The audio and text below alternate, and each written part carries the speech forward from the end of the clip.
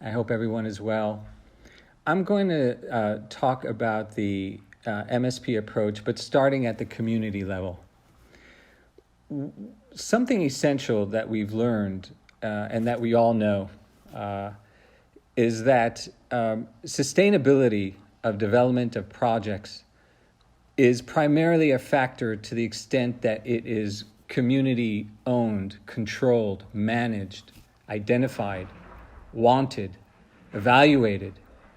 And that process of communities analyzing their situations, coming to decisions, that process is multi-stakeholder partnership forming. In that, as local people come together and look at their situations, the challenges, the opportunities, and form an action plan, prioritize, create an action plan of projects that they most want, it opens the door and gives direction toward drawing in the relevant ministries. And right there, a multi partnership stakeholder group begins to grow, unfold.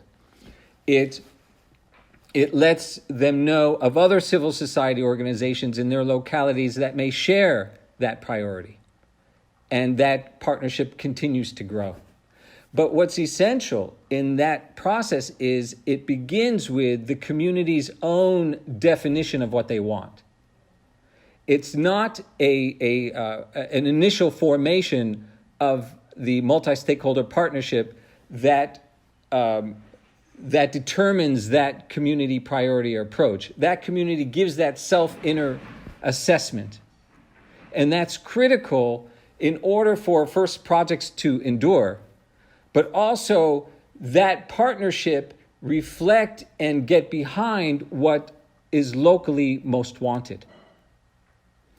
Now, the other thing we see is that the partnership, so community identification of development, of a project, of initiative, it could be agricultural or health and education. And I just want to say something really quick. We don't want to take that process for granted, and we all know how difficult it is, and how oftentimes we ourselves make decisions that are against our own interests, that we're not feeling confident, and we may not have the self-belief, or relationships in our lives may constrict us from making those decisions about the projects we want. And so there's a lot of self-discovery that we may need to have precede even decision-making regarding development projects in a locality. If we're hurting, if we're not feeling free, if we are alienated, all of these things have a negative effect on our ability to pursue our interest. But so we need to focus on that as well. But as we go through this process, and communities do identify that action plan and do reach out to governmental partners that could help them, we're seeing the formation of a multi-stakeholder partnership, but we're also seeing the building blocks of decentralization. That community partnership with the Ministry of Agriculture and related civil society organizations, that is a channel for projects to unfold, to be implemented, to be evaluated. And so those relationships is what decentralization is actually made of. And as we continue this process along, multiple civil society organizations across the locality may have shared outlooks and priorities, and they federate. And that federation becomes a civil organization. And in Morocco, that's what we're seeing.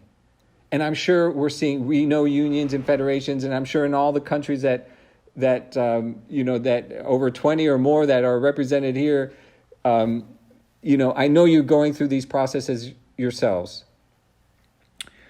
And so what I'd like to emphasize here is that this organic bottom-up movement, these processes can occur on different tiers. I started at the local level, but But we need these occurrences at the national, regional, provincial, and municipal. These kinds of coming together. And it doesn't happen spontaneously. With Germanwatch in Morocco, we are working together for the High Atlas Foundation to play that facilitative role of community assessment and bringing together all the multi-stakeholder partners. It doesn't happen. It doesn't just happen. And so that third-party facilitation role is without which, how does this happen? It couldn't. So therefore, we can say that decentralization, we cannot expect a highly centralized government like Morocco, which is committed to decentralization.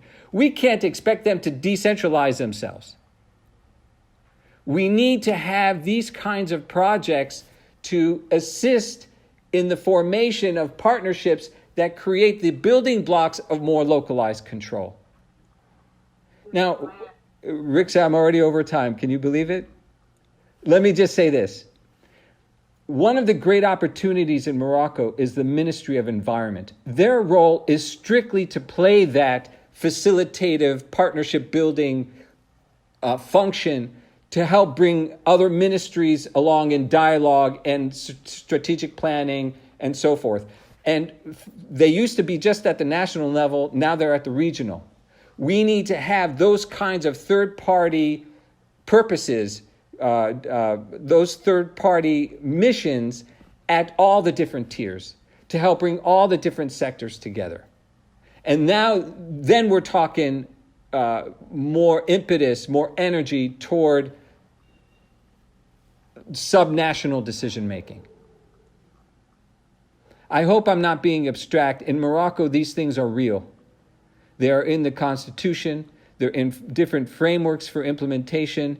The wind is at our back to initiate community-driven change and connect the partnerships around them and to have multi-stakeholder partnerships at all the different tiers. But it's not given to us. We may have the framework for it to unfold, but we have to actually facilitate it and implement it to make it real. And so therefore, Morocco can play a hugely important role in participatory movements. That renewable energy is in fact a community function. But again, it takes a lot of work. If I could just, Rixa, conclude on this point. Multi-sectoral partnerships is as old as the idea that if we are included in decision making, we'll accept those decisions. We find that principle in scriptural texts. We find it in ancient philosophy. We find it across cultures and across time. If we are part of the discussion, we'll accept the outcome of those discussions. And so when I was struck by Christoph's presentation, where it really hit home all the tipping points that we have in our lives, political tipping points, climate, health, and in our personal lives we have tipping points, that multi-stakeholder partnerships, because it is timeless, it also ought to give us the assurance that even in this very difficult time we're all in, that it's still achievable. It's still adaptable. That community meetings may not be face-to-face, but they could still unfold in using creative means. That nothing ought to stop us, even though we're surrounded by such concerns and even dangers. So, thank you all.